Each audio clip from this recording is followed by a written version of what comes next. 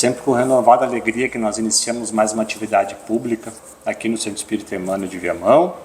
E nós rogamos a Deus, a Jesus e a espiritualidade superior que nós possamos ter um encontro de muita paz, de muita serenidade, de muita esperança e que ao sairmos daqui nós possamos estar mais próximos do reino de Deus. Então, como o Renato anunciou, hoje a nossa conversa será sobre o fenômeno mediúnico através dos tempos. Muito provavelmente algumas pessoas podem nos perguntar assim, mas por que é necessário nós vermos a história, vermos como os outros povos se relacionavam com a sua espiritualidade e a mediunidade? E nós dizemos que existem 3 fatores principais para nós estudarmos o passado, e um deles é o próprio esclarecimento. Quando nós nos esclarecemos da onde nós viemos, povo que não conhece a sua história está fadado a repetir os seus erros, ou então povo que não conhece a sua história não sabe o porquê está aqui, não sabe para onde vai. Então é uma oportunidade muito rica de nós conhecermos como é que eram feitas as atividades antes e por que nós fazemos hoje a mediunidade de uma forma e o seu conceito e muito provavelmente para onde ela vai se destinar. O outro ponto que nos auxilia muito esse tipo de estudo é o desenvolvimento da nossa fé, queridos. Porque no momento em que nós vemos tantas evidências palpáveis sobre o fenômeno da mediunidade, cada vez mais nós compreendemos a existência de um Deus de amor e sabedoria, de justiça e de misericórdia, que nós somos espíritos imortais, a nossa mente não está presa ao cérebro, muito pelo contrário, é a mente que comanda o cérebro, o corpo físico morre, mas essa consciência com C maiúsculo continua a vida. E também nos ajuda a compreender o fenômeno da mediunidade, da comunicação da consciência desencarnada com os encarnados entre os próprios encarnados e a influência dos encarnados para os desencarnados, bem como a reencarnação. E principalmente desses 3 assuntos principais, desses 3 fatores principais para nós estudarmos esse assunto é a questão da esperança e do consolo, queridos. Porque no momento em que nós conseguimos ver essas evidências e comprovarmos, na verdade, a imortalidade da alma, o fardo fica mais leve. Aquele receio da morte, a extinção do ser, nunca mais eu vou ver aquele ente querido que faleceu, ou quando eu morrer tudo vai deixar de existir, ele se passa e a gente consegue então ter um pouco mais de dignidade diante da vida. Nós dizemos que a dor não passa. O Espiritismo não evita que a dor exista. O que o Espiritismo ajuda a evitar é o desespero diante da dor.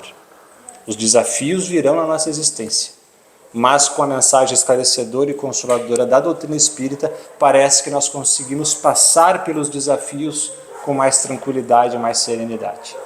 Mas vamos então ao nosso assunto. Antes de nós falarmos sobre os fenômenos mediúnicos através dos tempos, é importante nós revisitarmos alguns conceitos. E o primeiro deles é o conceito de mediunidade. E Allan Kardec vai nos dizer que mediunidade é uma faculdade. Então isso é importante nós dizermos, né? É uma faculdade que quase a totalidade das pessoas possuem, umas mais, outras menos, de sentir a influência ou ensejarem a comunicação dos espíritos. Raros são os que não possuem rudimentos de mediunidade. Então, Kardec está nos dizendo que a mediunidade é uma faculdade em que nós sentimos, o verbo é sentir, ou ensejamos, né? Temos a possibilidade, possibilitamos a comunicação dos espíritos. Então, todos nós somos influenciados pelos espíritos.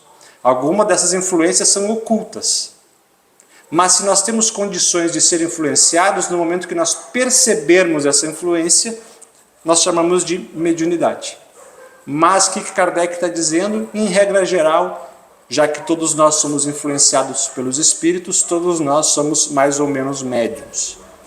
E ele continua dizendo, em alguns essa faculdade é ostensiva e necessita ser disciplinada, são aquelas pessoas que nós conhecemos na história, de Chico Xavier, de Valdo Pereira Franco, Ivone do Amaral Pereira, em que a mediunidade é bem expandida, ela é bem saliente aos nossos olhos. Então, nós dizemos que são mediunidades num formato missionário, né? Ela precisa ser trabalhada e educada. e em outros ela permanece em estado latente. O que quer dizer latente? Ela tem uma condição de aprendizado, ela está aflorando, ela tem a possibilidade de se manifestar. Na maioria dos nossos casos que nós conhecemos, a mediunidade está em estado latente, a maioria de nós está nessa condição.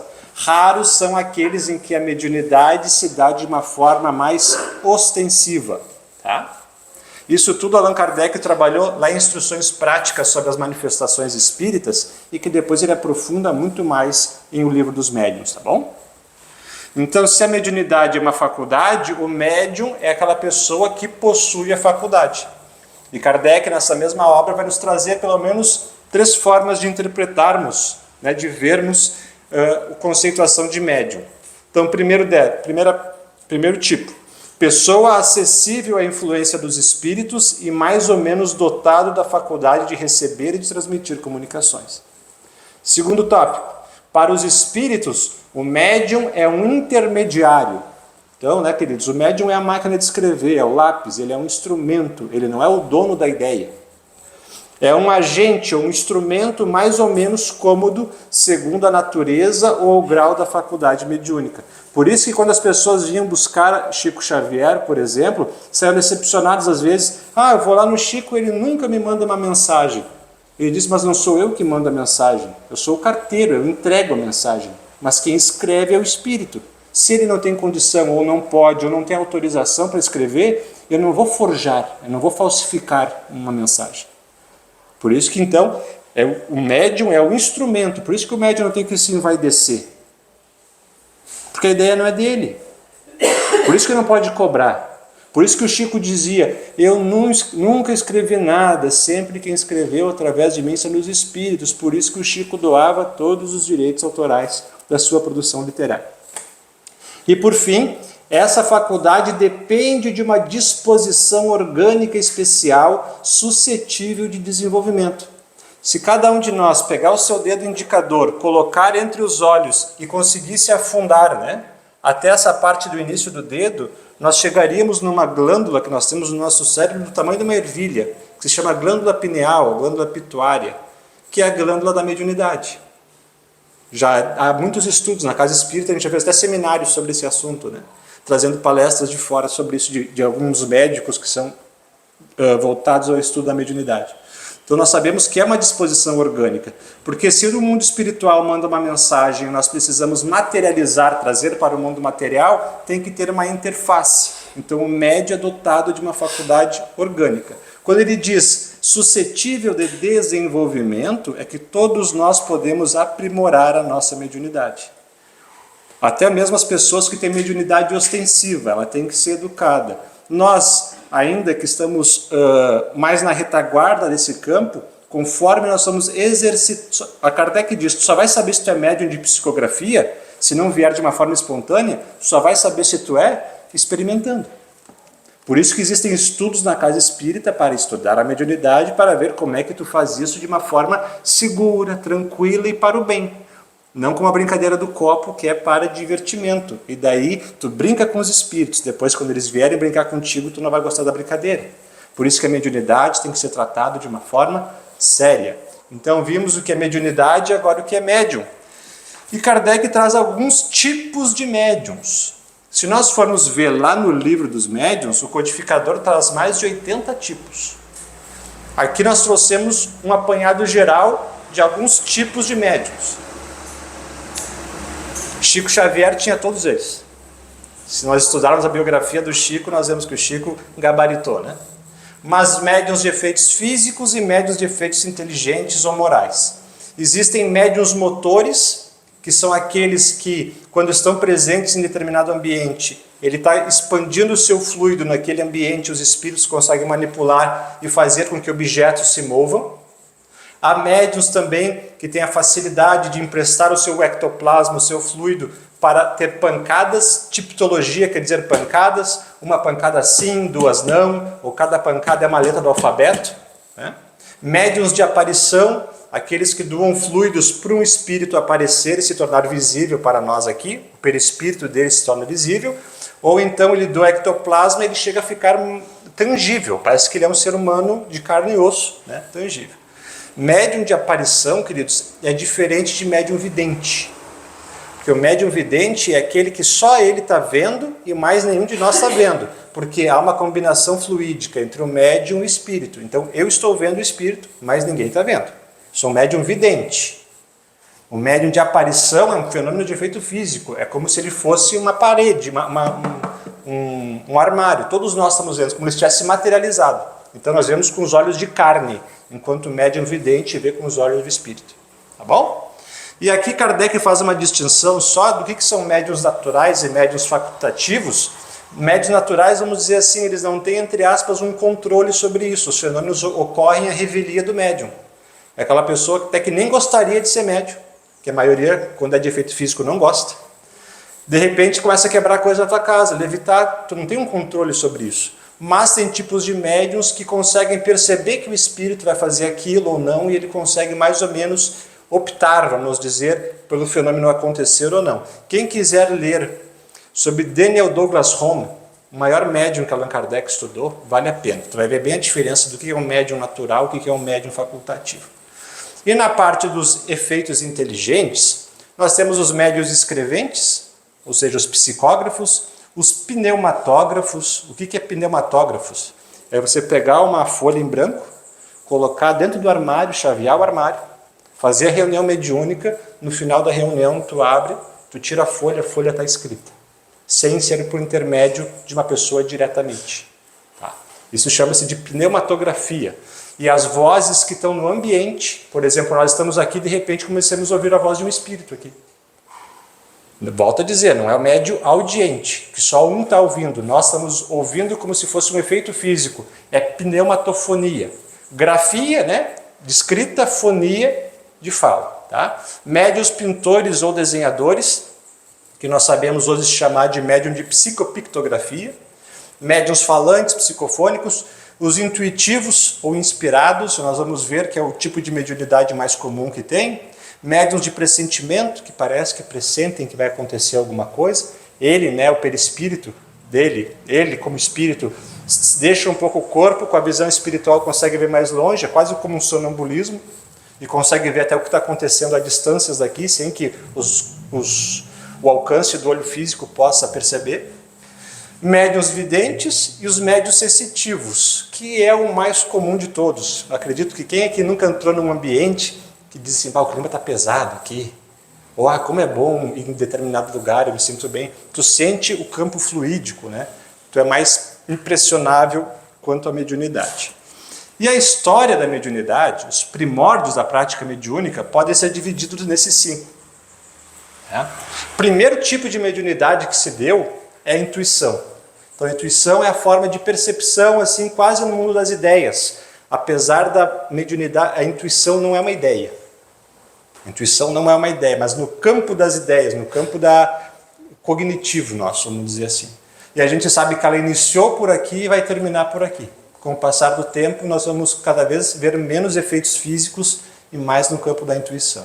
Depois passou para a mediunidade tribal, onde nós começamos a ter crenças coletivas em espíritos e deuses, mas nós atribuímos os fenômenos da natureza a deuses. Então era o fenômeno da selva, era o espírito do ar, era o espírito da luz, era o espírito do fogo, era o espírito da pedra X, da pedra Y. Essa é a mediunidade tribal. Depois passou para o fetichismo, que é uma forma mais aprimorada de mediunismo tribal, que é o voodoo e a magia negra, né? Aqui começou a ter essa ideia de a nossa mãe terra, e o céu é o pai, a lua não sei o que, começou a envolver mais elementos. O mediunismo mitológico, simbolismos narrativos da criação do universo, dos seres pela magia, forte conotação ritualística. Aqui então começa a surgir a mitologia na Grécia, a mitologia em Roma, a mitologia do Egito, a mitologia até do próprio povo hebreu, né? Essa ideia mais de deuses muito parecidos com o ser humano, né? Deus que tem ciúme, Deus que fica brabo, Deus que quer se vingar, né? E por fim, o mediunismo oracular, que daí começa a ser entrevistados os oráculos. Oráculos são médiuns. Então, um governador, ele não tomava nenhuma decisão sem consultar um oráculo. Ou então sem consultar uma pitonisa. no povo de Israel sem consultar os profetas, os conselheiros. Então era uma visão mais profética, vamos dizer assim. E vamos trazer brevemente alguns casos, alguns exemplos nos povos da antiguidade. Interessante que lá nos Vedas da Índia, eles já falam sobre a mediunidade. Os espíritos dos antepassados, no estado invisível, acompanham certos brahmanes, sacerdotes que oficiavam o sacrifício dos Vedas, ou seja, os brahmanes eram médiums, né? Convidados para cerimônias em comemoração dos mortos, sob uma forma aérea. Seguem-nos e tomam lugar no seu lado quando eles se assentam. Então, quando eles estão lá fazendo a cerimônia de culto aos mortos, os mortos aparecem de uma forma aérea e acompanham os brahmanes. Então, os brahmanes eram médiuns de aparição, né, gente? Bem claro isso, né? Ainda na Índia, desde tempos imemorais, os padres, sacerdotes na Índia, iniciados nos mistérios da doutrina secreta, preparam indivíduos chamados faquires. Os faquires são o quê? Médiuns. Para a evocação dos espíritos e para a obtenção dos mais notáveis fenômenos do magnetismo. Então vemos que na Índia ocorria mediunidade às vagas. Na China também, o povo da China entrega-se à evocação dos espíritos dos avoengos. O missionário Huk refere grande número de experiências cujo fim era a comunicação dos vivos com os mortos. Então na China nós também vemos. Mas o mais abundante, com certeza, é no povo de Israel, né, gente? Primeiro fato que é interessante, que lá em Deuteronômio, na Bíblia, no Antigo Testamento, Moisés proíbe a evocação dos mortos. Já ouviram falar disso, né? Que entre nós ninguém use de sortilégio, de encantamentos, nem interrogue os mortos para saber a verdade. Daí muitos dizem, já que Moisés proibiu falar com os mortos, o espiritismo é contra a Bíblia. Isso é um engano grosseiro, até porque a palavra espiritismo não existia no tempo da Bíblia, né, gente? A palavra espiritismo surgiu no século XIX. Mas vamos entender. Primeira coisa, se Moisés proibiu, é porque a comunicação é possível. Concorda? Então, a vida após a morte existe. Moisés acreditava nisso. Tu vai proibir uma coisa que não é possível? Vocês estão proibidos de ir para o sol agora. Caminhar no sol. Tu consegue caminhar no sol? Então tu não proíbe o que não é possível fazer. Se ele está proibindo, é porque esse é um fenômeno real. Para começar. Só que, o que Moisés está proibindo aqui, gente? O mau uso da mediunidade. Coisa que o Espiritismo também orienta que não se faça. Kardec escreve lá em O Livro dos Médiuns, perguntas que se podem fazer para os espíritos. Se tu quer fazer sortilégio, tirar sorte, fazer pergunta, com quem que eu vou casar? Qual é o número da loteria? Ah, me consegue um carro. Os espíritos não vão fazer, gente. Isso aí o Espiritismo também orienta que não se faça. Quando Moisés proíbe isso, era porque estava havendo um comércio barato dos fenômenos mediúnicos. Mas na própria Bíblia nós vemos que o povo hebreu antigo promovia a mediunidade e o próprio Cristo, quando Jesus leva Tiago, João e Pedro, agora não lembro se era Tiago ou André, ou Tiago, João e Pedro, ou André, Pedro e João, enfim. Leva para o monte e lá Jesus se transfigura e aparece Moisés e Elias. Lembra dessa passagem? Isso é mediunidade. No momento em que Jesus faz esse fenômeno, o que ele está dizendo? Agora vocês podem, a partir desse momento, podem sim experimentar a mediunidade. Porque agora vocês sabem qual é a moral que vocês têm que usar. Porque ele era o modelo. Então, se Moisés proibiu, Jesus viu. Depois de 2000 anos, vocês têm autorização de usar. Porque agora vocês sabem como usar a mediunidade para o bem. E na própria Cabala, né, queridos? Na Cabala, que é um segmento judaico, a comunicação, a mediunidade é aceita e estimulada. Então, não é que o povo de Israel proíbe, foi uma questão momentânea lá com Moisés. Na Cabala diz, qualquer pessoa que, o Talmud, né, queridos, que é um livro de interpretação da lei mosaica, né, sendo instruído nesse segredo, a evocação dos mortos, o guarda com vigilância e um coração puro, ou seja, eles estão dizendo como fazer com um coração puro, com moral, não para interesse material, Pode contar com o amor de Deus e o favor dos homens. Seu nome inspira respeito, sua ciência não teme o ouvido e torna-se ele herdeiro de 2 mundos, aquele em que vivemos agora e o mundo futuro, que é o mundo espiritual. Então na Cabala também se fala de mediunidade. E na própria Bíblia aparece também, quem lembra, né? A despeito da proibição de Moisés, Saul, um dos reis, vamos dizer assim, né, dos grandes lideranças do povo de Israel, ele vai consultar uma pitonisa em Endor. Pitonisa é uma médium, né, queridos? E por intermédio dela se aparece Samuel, que já tinha desencarnado. Está na Bíblia. Né? Só que agora tem que ter olhos de ver e ouvidos de ouvir. Tirar o que é crença de pessoas que interpretam do que o texto e o espírito da letra diz, né? E Moisés também. Quando Moisés vai começar a sua liderança, ele escolhe 70 anciãos e tudo mais, e ele diz lá, né? Moisés, vamos dizer assim, passou a sua faculdade para eles e eles profetizaram. Toda vez que tu pega a palavra profeta na Bíblia, tu pode simplesmente mudar para médium. O mesmo sentido. Médium inspirado, eles profetizaram, eles ficavam mediunizados, tá bom? Depois nós temos a mediunidade em Roma, muito interessante que quando Nero estava nos seus últimos dias, ele tinha desdobramentos. E ele via 2 obsessoras, a Agripina e Otávia, a mãe e a ex-esposa dele que ele mandou assassinar. E ele via elas fora do corpo, cobrando ele, tipo, te prepara que a gente vai te pegar. Isso é narrado nos anais, né? E elas chegaram a pressagiar o fim catastrófico de Nero, né? Calígula também. Dizem que onde Calígula foi enterrado, as pessoas passavam por ali e viam espectros em cima da tumba dele, que eram aquelas pessoas que ele tinha prejudicado e que agora vinham como obsessores cobrar ele. Tanto que tiveram que mudar o túmulo dele de lugar, porque as pessoas passavam, morriam de medo. Ou seja, não era que uma pessoa estava falando, era um fenômeno natural entre todos, mostrando sim a questão da mediunidade bem ostensiva na região. Em Atos dos Apóstolos, daí a gente poderia fazer só uma palestra sobre a mediunidade nos evangelhos, né? Mas o fenômeno do Pentecostes, por exemplo. Lembra? Jesus é crucificado, aparece, depois sobe aos céus, aquela linguagem toda. E tem um dia lá na Páscoa que línguas de fogo caem sobre os apóstolos, ou seja, um fenômeno de efeito físico. Claro que não era uma língua de fogo, provavelmente era o centro de força coronário expandido e aquela luz intensa, né? As pessoas não tinham analogia, então é uma língua de fogo que falou. E cada um desses apóstolos começou a falar uma língua desconhecida. Vocês lembram disso? Isso é um fenômeno de xenoglacia. É quando o médium escreve ou fala num idioma que o médium não conhece. Chico Xavier, por exemplo, psicografou mensagens com a escrita de trás para frente em húngaro. Nós temos aqui, próximo de nós, né, o Francisco Valdomiro Lorenz, psicografava em tupi-guarani, em língua egípcia já morta. Ou seja, é uma língua desconhecida do médium.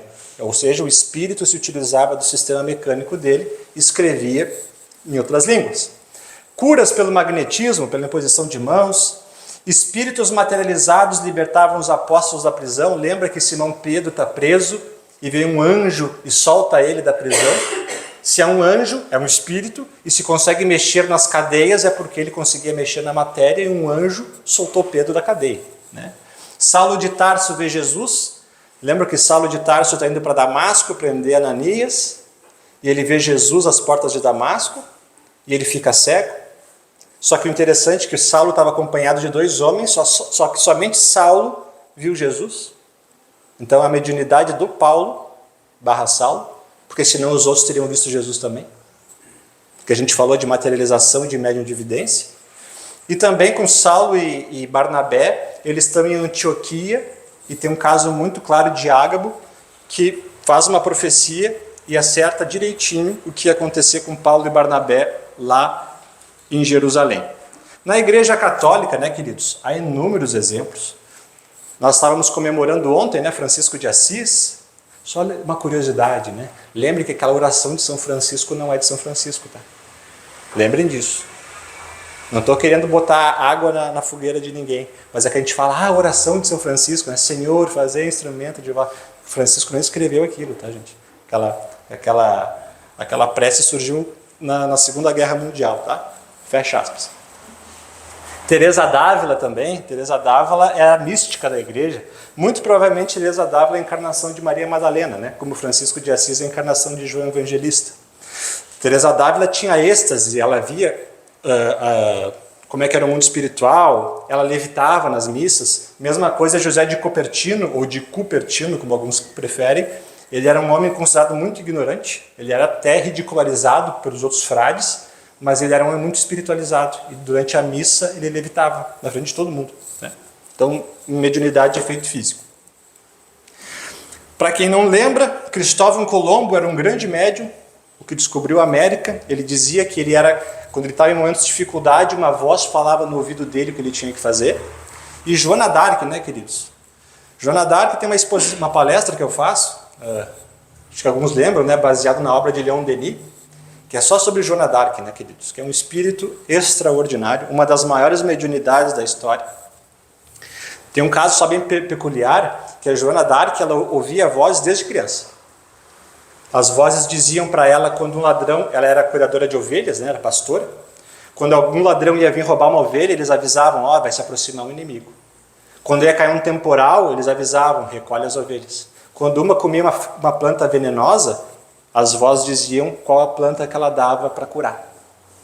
E ela, quando tinha 14 anos, quando a Inglaterra invade a França, ela tem a voz que ela era guiada por Santa Catarina de Siena, de São Filipe, e que eles diziam que ela ia libertar a França porque ela ia encontrar a espada de Santa Catarina que estava enterrada atrás da tumba.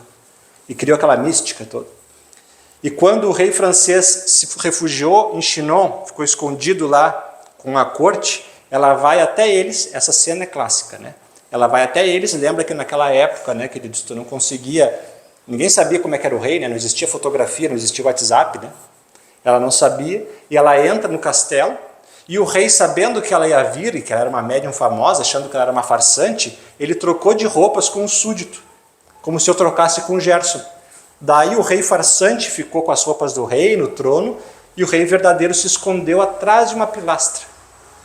E nisso chega Joana d'Arc e Roberto de Baudricourt, o cavaleiro, ela se ajoelha diante do rei, a corte toda ali, e daí o rei olha, o rei farsante, né, olha e diz, então tu que é nobre camponesa, que vai libertar a França do jugo inglês, muito bem, então beija a mão do teu rei.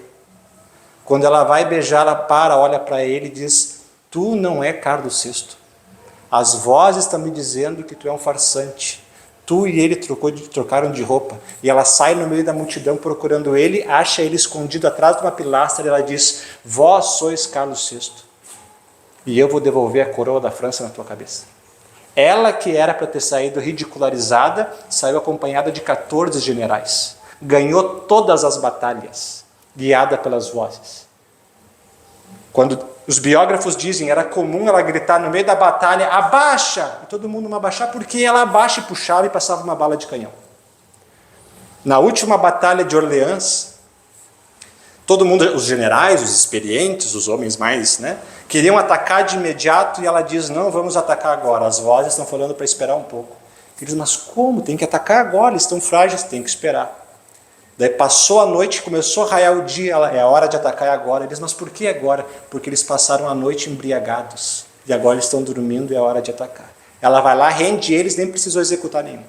E o interessante é que Joana d'Arc, ela sempre dizia assim, a gente não vai sair para uma batalha sem antes orar. E os franceses, mas como assim? A gente vai sair para matar inglês.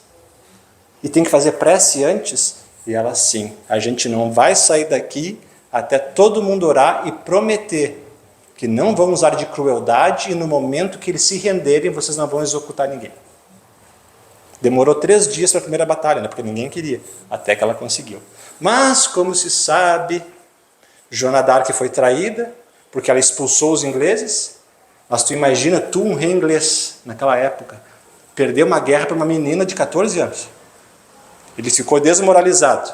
O rei francês ficou mais desmoralizado ainda, porque toda a corte dizia, né? Tu não manda. Quem manda é ela. Se ela quiser, ela te tira a coroa. Ele começou a ficar nervoso, ele já era um rei fraco, e a própria igreja, né, queridos? A igreja naquele tempo tinha poder de Estado. Imagina o Papa. Deus está falando com uma camponesa e eu, que sou o vigário de Deus na terra, não ouço? É uma bruxa.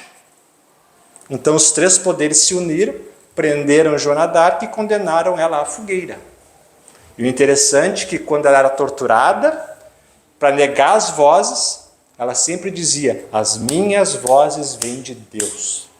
E quando as labaredas estão subindo, né, quando ateiam fogo nela na praça, ela está sendo sucumbida, as chamas estão altas, ela ainda grita de todos os pulmões: as minhas vozes vêm de Deus. Naquele momento, o escrivão que estava junto do bispo de Chinon, né, anotando, olhou para ele e disse: eu acho que a gente queimou uma santa.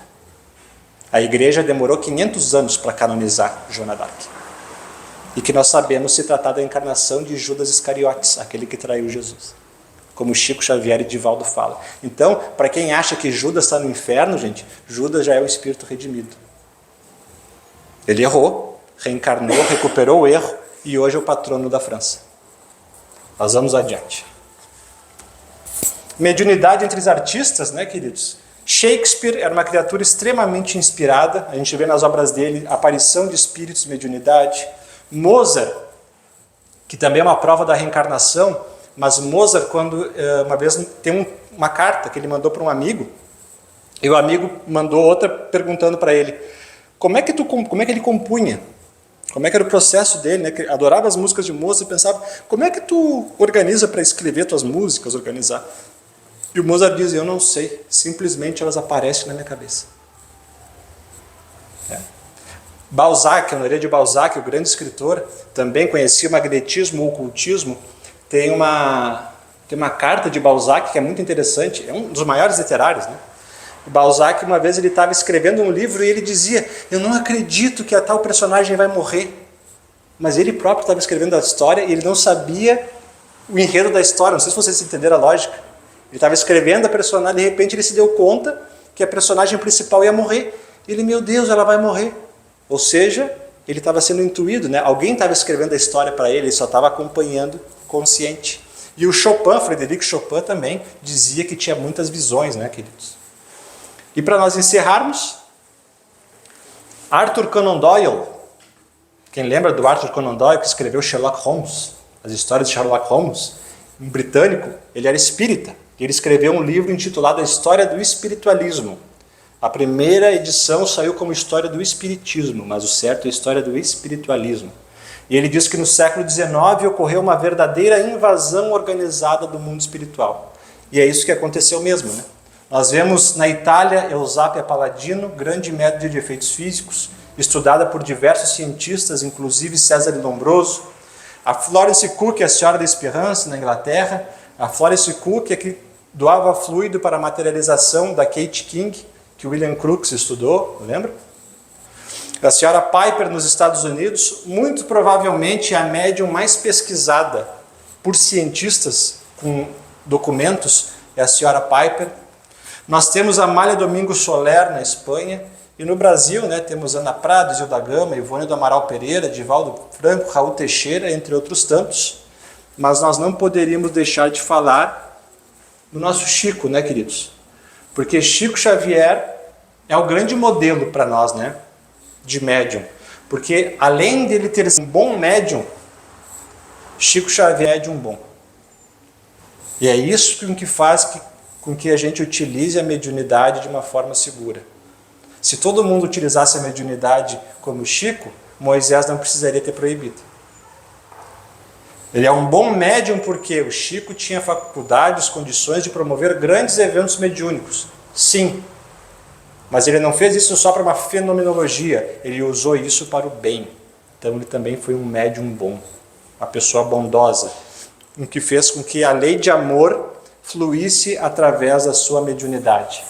Então, meus amigos, para a gente ir encerrando, que a gente possa nesse momento refletir um pouco mais sobre tudo que representa essas informações na nossa vida e a diferença que elas fazem.